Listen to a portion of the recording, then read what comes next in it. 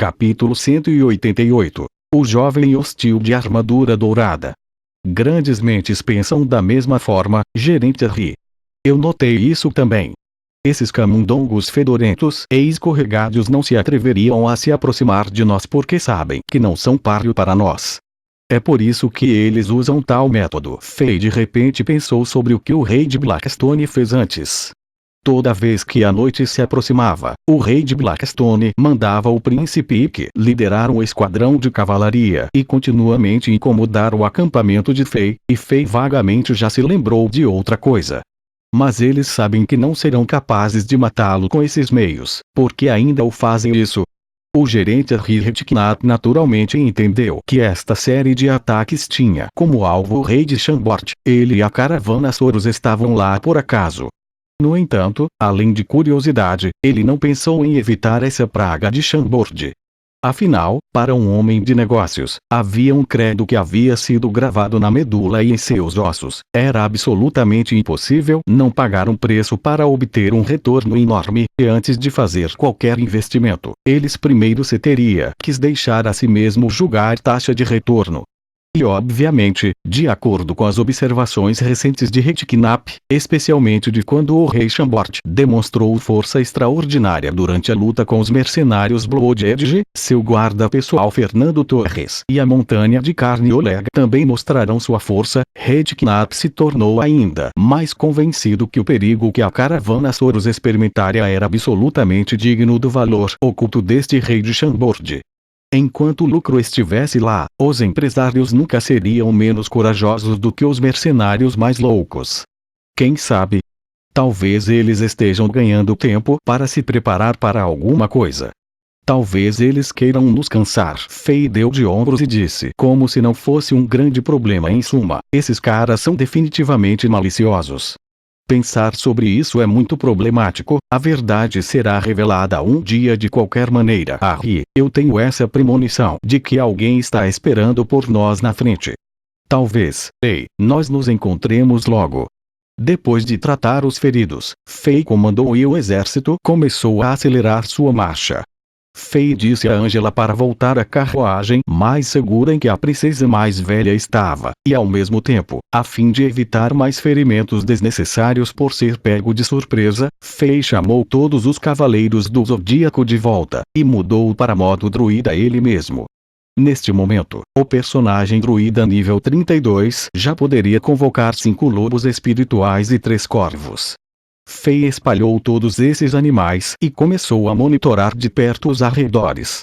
Como o druida podia mudar prontamente sua visão para a perspectiva dos lobos brancos espirituais ou dos corvos no céu, era quase como se em Faye crescesse mais pares de olhos, era como se ele tivesse satélites militares e radares. Ele podia observar todos os movimentos em um raio de quase 10 quilômetros. Externamente, Faye parecia calmo, mas dentro de seu coração, a intenção de matar já havia aumentado. O colapso da montanha há pouco já feriu 5 cavaleiros do Zodíaco e uma dúzia de executores da lei, e alguns dos ferimentos foram sérios. Essa foi a maior quantidade de dano que Faye sofreu depois da primeira vez em que Chambord derrotou o exército de armadura negra. Se não fosse pelas poções do mundo de Diablo que trataram os ferimentos a tempo, poderia ter havido baixas, e o dano já havia se espalhado para a caravana Soros, que custou a vida de 5 guardas.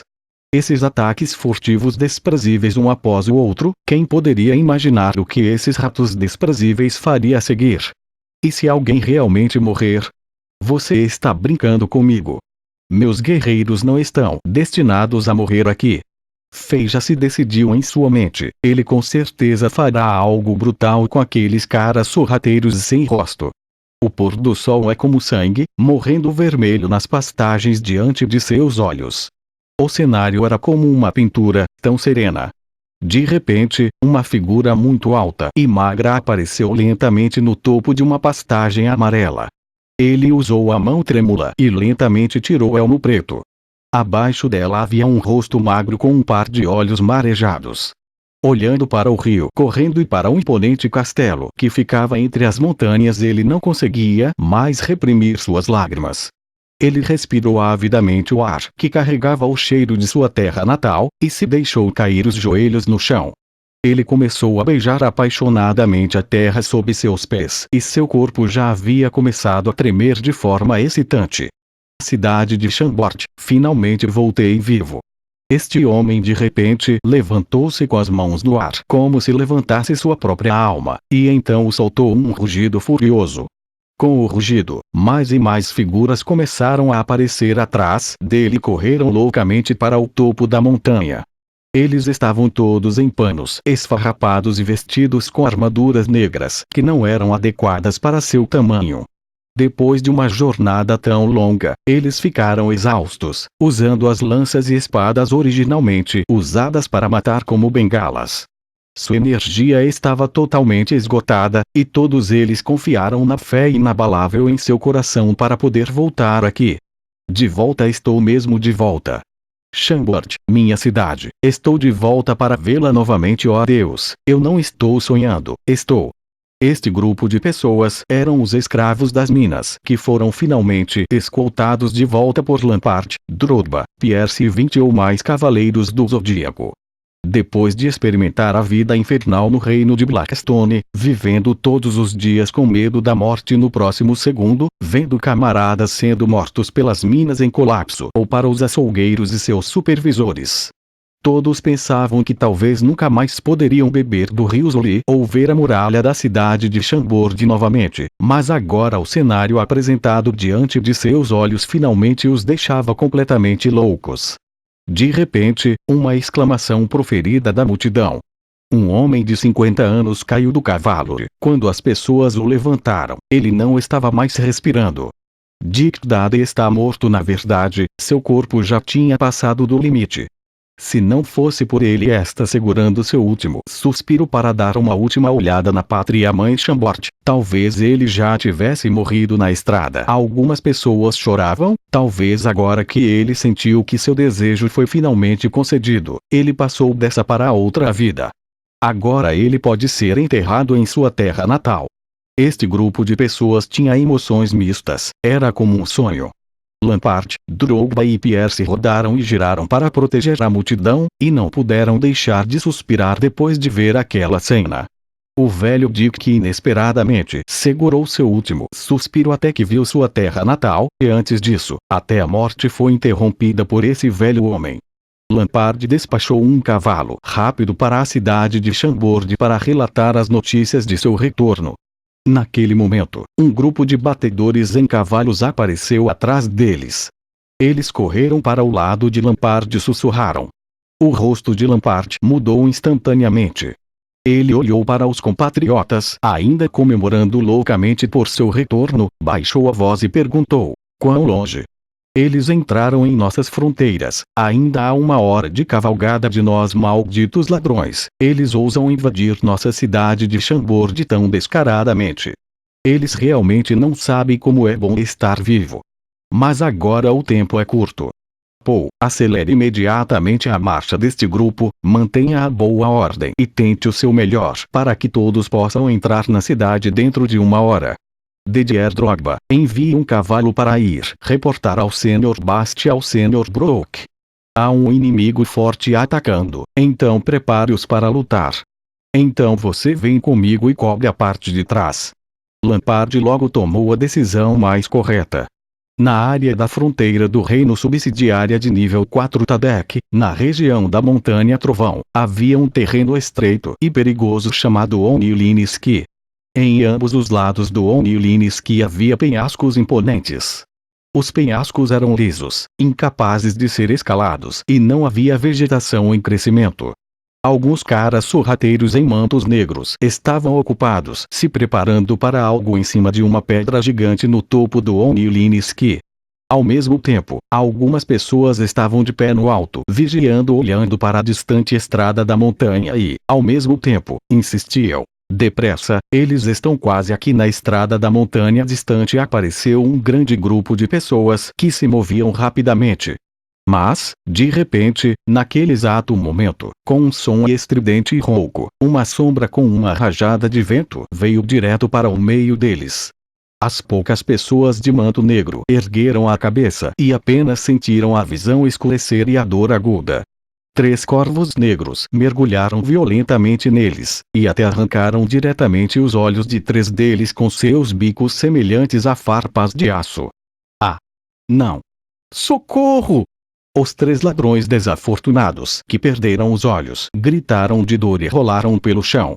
Eles começaram a tropeçar sem um senso de direção e caíram diretamente do penhasco.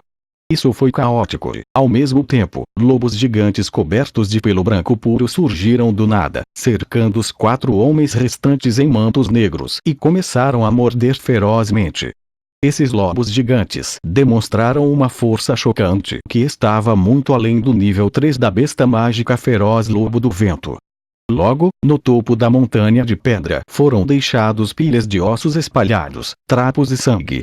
Depois de uma dúzia de minutos, o exército expedicionário de Chambord e a caravana Soros finalmente chegaram ao cânion Onilinsky. Há mais alguns corpos aqui. O homem gordo Oleg lambeu os lábios e exclamou surpreso. Vá em frente. Fei realmente queria chutar essa bunda gorda para longe, porque sempre que ele vê cadáveres, ele agir como um cara que estava desesperado para dar uma cagada e tropeçou em um banheiro. Isso era muito embaraçoso. O gerente Redknapp deu uma olhada cuidadosa nos cadáveres, e notou que eles eram semelhantes às 5 ou 6 últimas vezes que viram corpos mortos na estrada. Embora esses corpos caíssem de cima e quebrassem em pedaços, ainda se podia ver que seus globos oculares foram removidos. Parecia que eles foram atacados por alguns animais. Redknapp não pôde deixar de começar a pensar um pouco mais. Desde que algumas pessoas quase morreram de ontem, quando alguém usou um feitiço para causar o colapso de um lado da montanha, o rei de Chambord não só não aumentou sua vigilância, mas retirou todos os seus batedores e acelerou sua marcha. O que é ainda mais surpreendente é que, desde então, foi um passeio tranquilo. Eles não encontraram mais perigo ou ataques e entraram suavemente na fronteira de Tadek. Além de ver de 4 a 5 grupos de cadáveres de alguns homens em mantos negros, não houve mais nada que acontecendo. Parece que o rei Chambord fez alguma coisa nas sombras e tirou aqueles assassinos que estavam preparando o ataque deles. Será que ele ainda tem uma força oculta sob seu comando? Redknapp estava em choque. Depois de passar o Onilinsky e avançar mais 2 horas, eles chegaram à extremidade da região da Montanha do Trovão. Havia 2 montanhas que eram 100 metros mais alta que as outras montanhas, como 2 guindastes altos entre um grupo de galinhas. As 2 montanhas estavam localizadas em lados opostos uma da outra, como 2 gigantescas estátuas guerreiras que ficavam na borda da região montanhosa. Sua forma era bastante peculiar, e elas eram muito famosas nesta área, chamadas de Montanha da Torre Dupla. Depois de passar pela Montanha da Torre Dupla e outro dia de viagem, eles entrariam com sucesso no território do seu destino, o Império Zenith. No entanto, quando o grupo estava a 500 metros de se aproximar das montanhas da Torre Dupla, Fei notou que havia um regimento de 100 cavaleiros de capacetes dourados em pé em firme formação sob a montanha. Eles não mostraram nenhum sinal de movimento depois de ver a chegada do exército expedicionário, e um jovem garoto que estava em pé na frente do regimento, com uma armadura dourada, segurando um capacete dourado, com seus cabelos loiros voando ao vento, montando em uma besta mágica de aparência estranha, estava atualmente olhando à distância para ele cheio de hostilidade.